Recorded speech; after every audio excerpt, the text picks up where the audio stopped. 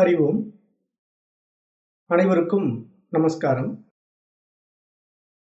இப்பொழுது நாம முண்டக உபநிஷதம் பார்த்துக்கிட்டு இருக்கோம். இப்ப 2வது அத்தியாயம் பார்க்க போறோம்.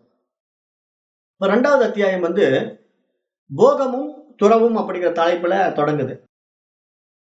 அதாவது உலகம் சம்பந்தமான சாதாரண அறிவு, கடவுளை பற்றிய உயர் அறிவு அப்படிங்கிற 2 விஷயங்கள் நம்ம முந்தைய அத்தியாயத்துல பார்த்தோம். இப்ப சாதாரண அறிவின் துறைகள் எண்ணற்றவையாக இருக்கின்றன. அவற்றை வளர்ப்பதற்கு என்று எத்தனையோ எந்திரங்களும் மற்ற விஷயங்களும் நிறைய கல்வி திட்டைகளும் நவீன விஷயங்களும் நம்ம இடத்துல ஏற்படுத்தப்பட்டிருக்கின்றன. ஆனால் அன்று இருந்தவைகள் இப்படி இல்லை. அன்னைக்கு உலகியல் தேவை வாழ்க்கையெல்லாம் வேற மாதிரி இருந்தது. இன்றைய உலகியல் தேவை வாழ்க்கையெல்லாம் வேற மாதிரி இருக்கிறது.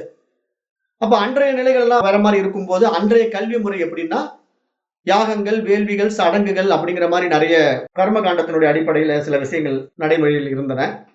அப்புறம் இது மாதிரி உயர்கல்வி, உயர் அறிவை பெறக்கூடிய கல்வி முறைகளும் அந்த காலத்துல நடைமுறையில் இருந்தன. அப்ப அந்த அடிப்படையில் அந்த வித்தியைகள் நமக்கு நிறைய வந்தது. நிறைய வித்தியைகள் கற்றுக் கொடுக்கப்பட்டன அன்றைய காலத்துல. அப்ப அந்த வித்தியைகளுடைய நோக்கம் என்னன்னா செல்வ வளத்திற்காகவும் செயல்திறனுக்காகவும் பயன்பட்டன. அப்ப இந்த உலகில் சிறப்பாக வாழ வழி என்றால் இதுதான் வழி என்று இப்ப இந்த இனிமேல் வரக்கூடிய 2வது அத்தியாயம் தொடங்குகின்றது. இப்ப இந்த 2வது அத்தியாயத்தினுடைய நோக்கம் என்னன்னா ஒரு மனிதன் எப்படி சிறப்பாக வாழ முடியும், அதற்கான வித்தைகள் என்ன அப்படின்னு சொல்லுது. உபனிஷத் காலத்துல சொல்லப்பட்ட விஷயமாக இது பார்க்கப்படுகிறது. அப்போ இந்த வித்தியைகள் கர்மங்கள் போன்றவற்றின் மூலம் வாழ்க்கை வளத்தை பெருக்கி நன்றாக வாழலாம் என்பதை 2வது அத்தியாயத்திலே 1 to 6 வரை உள்ள மந்திரங்கள் தெரிவிக்க இருக்கின்றன.